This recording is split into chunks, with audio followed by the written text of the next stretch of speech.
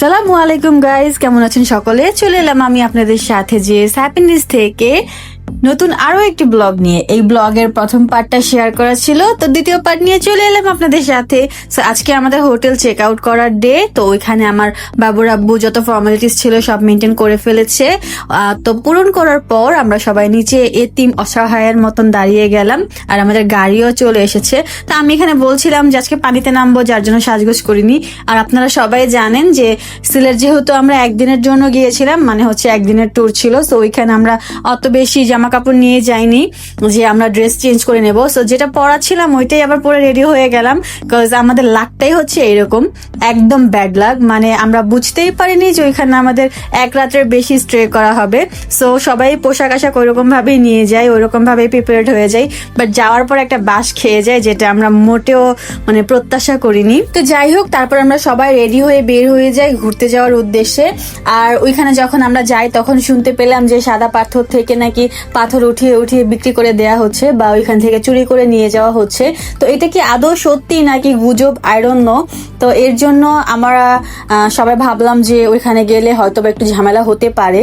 তো ওইখানে যেহেতু আমরা লেডিস আবার বেশি ছিলাম, তারপর আবার ঢাকার বাহিরে, তো এত কিছু চিন্তা ভাবনা করার পর ভাবলাম যে থাক, ওইখানে আমরা না যাই, আমরা জাফলংটা ঘুরে আসি। তো দেন আমরা জাফলং যাই। আর জাফলং যাওয়ার পথে আমরা একটু দুষ্টুমি করছিলাম। এখানে আমার ছেলে দাঁত দেখাচ্ছিল, ও দাঁত দেখিয়ে নিজেই লজ্জা পেয়ে যায়। এখানে আমার হাজবেন্ড সবাইকে বলছিল আপনারা সবাই দাঁত দেখান। যাই হোক, একটু মজা করতে করতে প্রকৃতি দেখতে দেখতে চলে যাচ্ছি। আর সিলেটের প্রকৃতি নিয়ে তো কোনো কথাই বলা যাবে না, মানে চারিদিকটা দেখতে এতটা সুন্দর যেটা বলে বোঝানোর মতো না। আর আমি একটা জিনিস বুঝি না, আমি যদি কোথাও ঘুরতে যাই, আমি এর জন্য দিনের বেলাটা পছন্দ করি না। আপনারা আমার ব্লগ দেখলে দেখবেন বেশিরভাগই আমি রাতে ঘোরাঘুরি করি, বিকজ দিনের বেলা আমি বের হই না। আমি যখনই বের হই কোথাও যাওয়ার জন্য, হোক সেটা আমার নানুর বাড়ি, হোক সেটা আন্টির বাড়ি, হোক সেটা আমার শ্বশুর বাড়ি, বা দূরে কোথাও, যেখানেই যাওয়ার জন্য আমি রেডি হই না কেন, প্রচন্ড গরম পড়ে ওই দিনই, প্রচন্ড গরম পড়বে। আর যদি শীতের দিন থাকে তাহলে প্রচুর শীত পড়বে। তো আমার ব্যাপারটা হচ্ছে এরকম। তো যাই হোক, এইখানেও আমার সেম ঘটনাটাই ঘটে। আমি যেদিন বের হয়েছিলাম সেদিন প্রচুর গরম ছিল। এমনিতেই তো ফেস আমার নষ্ট হয়ে গেছে একটা বেবি হওয়ার পরে, তো একদম কালচে হয়ে গেছি, শুকিয়ে গেছি।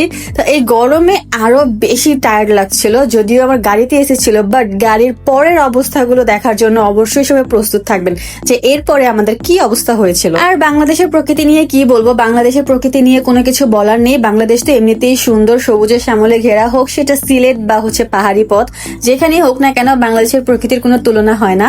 আর এখানে আমরা গাড়ি থেকে নেমেছিলাম, যেহেতু জার্নি করেছি সবারই খুব টায়ার্ড লাগছিল, তো ভাবলাম এখানে একটু টক জাতীয় কিছু খাওয়া যাক। এখানে আমরা ছিল, যার জন্য আমরা নিয়ে নিয়েছিলাম। তো এটা আমরা হাঁটতে হাঁটতে খাবো, যেহেতু জার্নি করে এসেছি। অনেকের জার্নি পথে বমি বমি ভাব আসে, তো টক খেলে সেটা চলে যায়, বা মাথা পেইন হয়, তো টক খেলে সেটা ভালো হয়ে যায়, যার জন্য কিনা আমরা এখানে আমরাটাকে বেছে নিয়েছি। আর এই তো হচ্ছে ইন্ডিয়ার বাড়ি ঘর, আমরা অনেক দূর থেকেও দেখতে পারছিলাম, কজ আমাদের ক্যামেরার মাধ্যমে আমরা জুম করে দেখছিলাম। আর এইখানে তো আমার ছেলে এই দোকানে ঢুকছিল, ওই দোকানে ঢুকছিল, আর আমাকে তো দেখার মতো লাগছিল। ওই এক কথা বলে না, আল্লাহ জবাব। তো ভাই, সবার সৌন্দর্য চিরস্থায়ী হয় না, কারো সৌন্দর্য কমে, কারো সৌন্দর্য বাড়ে, এটাই হচ্ছে দুনিয়ার নিয়ম। তো সৌন্দর্য বাদ দিয়ে আমরা 0 পয়েন্টের আনন্দ নেই। এখানে আরো বেশি সৌন্দর্য আছে, যেটা কিনা দেখলে আপনাদের চোখ জুড়িয়ে যাবে, মন জুড়িয়ে যাবে, প্রাণ জুড়িয়ে যাবে। মানে এত সুন্দর দৃশ্য এখানে, যেটা বলে বোঝানোর মতো না। আর প্রচুর লেভেলের গরম, যেটা কিনা আপনাকে সিদ্ধ করে দিতে পারে। আর কার কি অবস্থা জানি না, আমি তো এখানে পুরো একদম ডিমের আমলেট হয়ে গিয়েছিলাম, মানে হচ্ছে একদম কি বলে আন্ডাকারি হয়ে গিয়েছিলাম, এত পরিমাণের গরম ছিল। তার উপরে আমার কোলে একটা বেবি ছিল, ওর তো প্রচুর পরিমাণের কষ্ট হচ্ছিল, যেহেতু এত পরিমাণের গরম ছিল এখানে। ওর জন্য একটা হাত পাখা কিনে নিয়েছিলাম। আর আমার ছেলে তো এখানে পানিতে নামার জন্য ব্যস্ত হয়ে যায়, ওর বাবা ওকে বকা দেয়, যার জন্য ও এখানে রাগ করে মাথা নিচু করে রেখেছিল। আর এই তো আমি হাত পাখা দিয়ে আমার বাবুকে বাতাস করছি, আর এখানে ফটফটানিতে উঠে গেলাম। মানে এটা কি বলে, আই ডোন্ট নো, এত বেশি সাউন্ড ছিল যেটা কিনা একদম মাথা ধরার মতো। আর এমনিতেও তো আমার মাইগ্রেনের প্রবলেম যেহেতু আছে, সো আমি সাউন্ড সহ্য করতে পারি না। এটাতে ওঠার পর আমার এত পরিমাণের বিরক্ত লাগছিল, ইচ্ছে করছিল যে আমি এখনই পানিতে নেমে যাই লাফ দিয়ে। যদি ভাই সেই রাস্তা থাকতো, সত্যি সত্যি আমি পানিতে নেমে যেতাম, বিকজ এটার সাউন্ডটা একদম সহ্যই হচ্ছিল না। তো অন্যদিকে আমি কনসেন্ট্রেট করার চেষ্টা করছিলাম, বাট সেটাও হচ্ছিল না, কজ যেহেতু আমার ছোট বাবু ও কান্না করছিল এই সাউন্ডে। আর পানিটা এত পরিমাণে ঠান্ডা ছিল, এই গরমে ঠান্ডা ঠান্ডা পানি মনে হচ্ছিল যে আমি পানিতেই নেমে যাই, এত পরিমাণে ঠান্ডা ছিল। আর পানিতে যখন হাত দিচ্ছিলাম তখন অনেক বেশি ভালো লাগছিল। তো যাই হোক, আমরা নদী পার হয়ে চলে যাই খাসিয়া গ্রামে। আর এই গ্রামে আমি আপনাদের সাথে আগেও একটা ব্লগ শেয়ার করেছিলাম, এখানে আমি আরেকবার গিয়েছিলাম।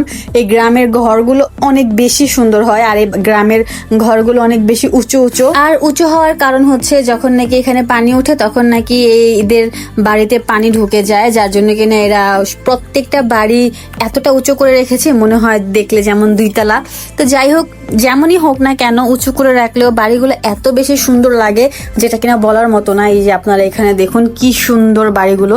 আর এখানে আমার হাজবেন্ড নেমে আমার নানুর জন্য পান কিনেছিল, একদম টাটকা পান, মানে কি বলে অথেন্টিক জিনিস যেটা বলে এখানে সেইটা ছিল। তো দেখা যাচ্ছে কি এই পানগুলো একদম অরিজিনাল হওয়ার কারণে ঢাকা যখন আমরা আসি তখন হচ্ছে এই পানগুলো অনেক দিন স্ট্রে করে। পানি দেয়া ছাড়া পানগুলো ছিল। তো নানু তো এই পানগুলো পেয়ে মহা খুশি। আর এখানে আন্টিকে বলছিল জাহিনের আব্বু যে একটু দাঁত দেখান, কাজ পান খেলে সবার দাঁত লাল হয়ে যায়। তো আন্টি বলছিল আমিও খাবো, এর জন্য বলছিল আন্টি একটু দাঁতটা দেখান।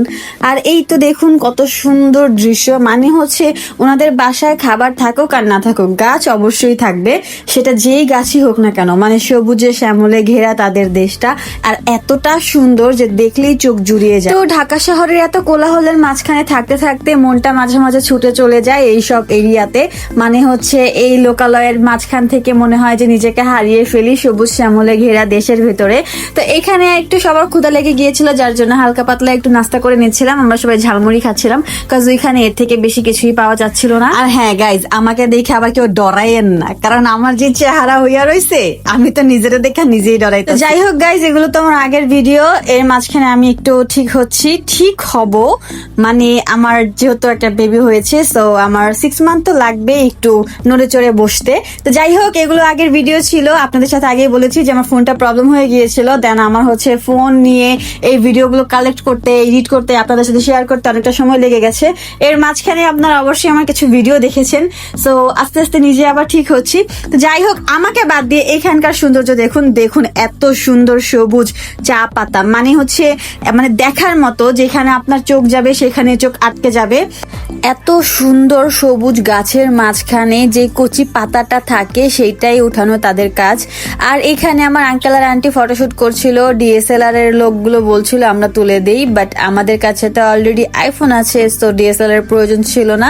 আর এখানে আমার একটা শাল খুবই পছন্দ হয়েছিল, বাট এত প্রাইস চাচ্ছিল যেটা বলে বোঝানোর মতো না, তো আমি আর এখান থেকে নেইনি। আর এখানে দেখুন যাওয়ার পথে এই যে বাড়িগুলো কি সুন্দর। তো আমরা এখানে বোর্ডের জন্য অপেক্ষা করছিলাম আর বড়ই খাচ্ছিলাম। এত পরিমাণের গরম ছিল যেটা বলে বোঝানোর মতো না, বড় থেকে ছোট সবাই একদম অস্থির হয়ে যাচ্ছিল এই গরমে। এত গরমে মনে হচ্ছে যেমন নদীর পানিটাও শুকিয়ে গেছে, ইচ্ছে হচ্ছে যে এইভাবে হেঁটেই চলে যাই। যদিও অনেকে হেঁটেই পার হচ্ছিল, 20 টাকা করে নৌকা ভাড়া দেওয়ার কোনো প্রয়োজন ছিল না, আপনারা দেখতে পারবেন। আর এইখানে দেখুন পাথরের কি অবস্থা ছিল, মনে হয় পাথর নেই। আর বলেছিলাম না ভিডিওর শুরুতেই যে আমাদের অবস্থা দেখবেন গরমে শেষমেশ কি হয়, তো এই হচ্ছে আমাদের অবস্থা। এত পরিমাণের গরম ছিল যে আমার ছোট বাচ্চাটা কান্না করছিল, আর আমাদের নৌকা যে চালাচ্ছে সেই আঙ্কেল একটা ছাতা দিয়েছিল যে এটা ধরে বসো। দেন আমরা ওইখানে নৌকা দিয়ে পার হয়ে দেন আমরা ওইখান থেকে আসার জন্য প্রস্তুতি নিই, মানে হচ্ছে আমাদের যে বোটটা ছিল সেই বোটটা নদীর এই পার ছিল, যার জন্য আমাদের নৌকা দিয়ে পার হতে হয়েছে। যদিও অনেকে হেঁটে পার হচ্ছিল, বাট আমাদের পক্ষে সেটা পসিবল ছিল না, কজ ছোট বেবি ছিল। বাচ্চারা তো বাচ্চারাই, বড়রা পর্যন্ত কাহিল হয়ে যাচ্ছিল এই গরমে। আর আমার ভাই যে নাকি পানি ভয় পায় আমার মতো, সে হচ্ছে লাইফ জ্যাকেট নিয়ে বসেছিল, যদি নৌকা ডুবে যায় তখনও লাইফ জ্যাকেট নেবে। আরে গাধা, এখানে নৌকা ডুবার কোনো অপশন নেই, আর এটা নৌকা না, এটা বোট ছিল। তো ও আর কি ভয় পাচ্ছিল। তো যাই হোক, এখানে আমার বাবুর আব্বু ফুল ভিউটা নিচ্ছিল, অসাধারণ একটা ভিউ। দেখতে পাচ্ছেন আপনারা আকাশটাকে কত সুন্দর লাগছে, আকাশটা কত সুন্দর, মানে আমাদের নেচারও যে আমাদের এত সুন্দর মানে গিফট করতে পারে সেটা আমার জানা ছিল না, যে নেচার আমাদের এত সুন্দর কিছু গিফট করতে পারে। তো অনেক সুন্দর ছিল। আর এখানে হচ্ছিল আমাদের বোট থেকে নামার পালা। বাচ্চারা তো একদম রেডি হয়ে যাচ্ছিল যে এইখানেই গোসল করবে, সাথে আমার আঙ্কেলও রেডি হয়ে গিয়েছিল যে এখানেই গোসল করবে, মানে এত পরিমাণের গরম ছিল। তো যাই হোক, আমরা এখানে গোসল করিনি, আমরা আরো সামনে গিয়ে গোসল করেছি। আর গোসলের ফুটেজটা আপনাদের সাথে শেয়ার করে নেব। যত গরমই হোক না কেন, পানিতে নামার পর একদম সবাই ঠান্ডা হয়ে গিয়েছিল। আর এখানে আমাকে খুঁজে বের করুন তো আমি কোথায়, জানি পাবেন না। কারণ কি জানেন? কারণ আমি তখনও পানিতে নামিনি, বিকজ আমার বেবি ছিল। এখানে নানু শাওয়ার নেবে, দেন হচ্ছে নানু উঠে বেবিকে রাখবে, আমি নামবো। তো এই প্ল্যানিং ছিল। আর এখানে আমার বাবুর আব্বু বাবুকে নিয়ে একটু মজা করছিল। আর আমি নেই তো কি হয়েছে, আমার কমতি কিন্তু শালি পূরণ করে দিয়েছে ঠিকই। ওই দেখুন কিভাবে ঘাড়ে চড়ে বসতে হয়, সেটা আমার বোন ভালো করেই জানে। যাই হোক, আমার শাওয়ারের ফুটেজটা নিলাম না, আর এখানে আপনাদের সাথে এই দৃশ্যটা শেয়ার করার জন্য চলে আসলাম। আকাশটা কত সুন্দর লাগছে, অলমোস্ট সন্ধ্যা সন্ধ্যা হয়ে আসছিল। আর আমাদের এখান থেকে তাড়াতাড়ি চট জলদি বের হতে হবে। সো আমরা একটু তাড়াহুড়ার ভেতরে ছিলাম, যেহেতু সাথে ছোট বাচ্চা ছিল। আর এখানে চলে আসলাম 7 রঙের চা খাওয়ার জন্য। অনেকে বলে এটার টেস্ট ভালো না, আর আমার কাছে এটার টেস্ট অ্যাভারেজ লেগেছে। বাট অনেকে বলে যে ভালো না, আর ভালো না বলার রিজনটাও হচ্ছে যে উপরে যে লেয়ারটা থাকে, এটা যেহেতু 7টা লেয়ার থাকে, উপরে যে লেয়ারটা থাকে সেটা একদম পাতলা থাকে, মানে হচ্ছে একদম মানে পানি টাইপের থাকে। সো ওইটা যখন নাকি সবাই মুখে দেয়, তখনই সবাই বলে যে এটা লেয়ারগুলো মুখে না যেতেই বলে যে ভালো না, এটার টেস্ট নেই, এটা ভালো লাগে না, এরকম কথা বলে। বাট যখন আপনারা গভীরে যাবেন তখন এটার স্বাদটা বোঝা যায়। উপরে পাঞ্চে টাইপের হলেও ভেতরের টেস্টটা কিন্তু সত্যি অনেক মজার ছিল। তো আমি এটা আর কি দেখছিলাম, মানে নাড়িয়ে চাড়িয়ে যে এটা মিক্সড হয় কিনা। তো দেখলাম যে না, একটা লেয়ারের সাথে আরেকটা লেয়ার মিক্সড হয় না, এটা নাড়াচাড়া হয় বাট মিক্সড হয় না। সো এটা ছিল একটা মজার ব্যাপার। এটার জন্য সবাই আর কি দেখছিল যে হ্যাঁ নাড়াচাড়া করে যে আসলেই কি এটা মিক্সড হচ্ছে না। তো যাই হোক, সবাই শাওয়ার নেওয়া ছিলাম। আর সারাদিন যেহেতু খাওয়া দাওয়া হয়নি, খুবই টায়ার্ড ছিলাম। আর আমাকে তো গাইজ যতটা পারবেন ইগনোর করার চেষ্টা করবেন। আমি যদি পারতাম আমার ফেসের ভিতরে স্টিকার লাগিয়ে দিতাম, বাট আমার যেহেতু ব্লগটা, সো আমি সেটা আর কি পারছি না, দুঃখিত। আর আমাকে এত বাজে লাগছিল তখন, মানে কি হয়েছিল জানি না, ওইখান থেকে আসার পর থেকে আমার ফেসটা এত বাজে হয়ে গিয়েছিল। আর এখানে নানুকে বলছিলাম যে গ্লাসগুলো একসাথে করো, বাট নানু তো সেটা পারছিলই না। এটা নিয়ে সবাই হাসাহাসি করছিল যে নানু আরেক দিকে ঘুরে বসেছিল, সেটা নিয়ে একটু হাসাহাসি হচ্ছিল।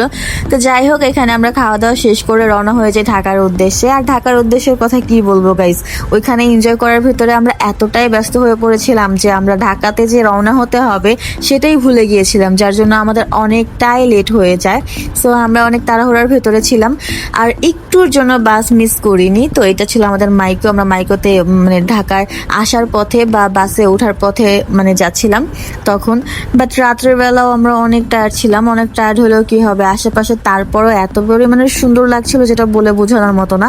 সো এই ছিল আজকে আমার সিলেটের ব্লগ। আপনাদের সাথে টোটালটা শেয়ার করে নিলাম সিলেট যাওয়া থেকে আসা পর্যন্ত। আমার সিলেটের ব্লগটা আপনাদের কেমন লেগেছে সেটা অবশ্যই আমাকে কমেন্ট বক্সে কমেন্ট করে জানিয়ে দেবেন। সাথে আমার চ্যানেলটাকে লাইক কমেন্ট শেয়ার করে দেবেন। আর যদি ইউটিউব থেকে দেখে থাকেন তাহলে অবশ্যই সাবস্ক্রাইব করে দেবেন। তো আজকের ব্লগটা আমার এই পর্যন্তই থাকছে। সবাই ভালো থাকবেন, আল্লাহ হাফিজ।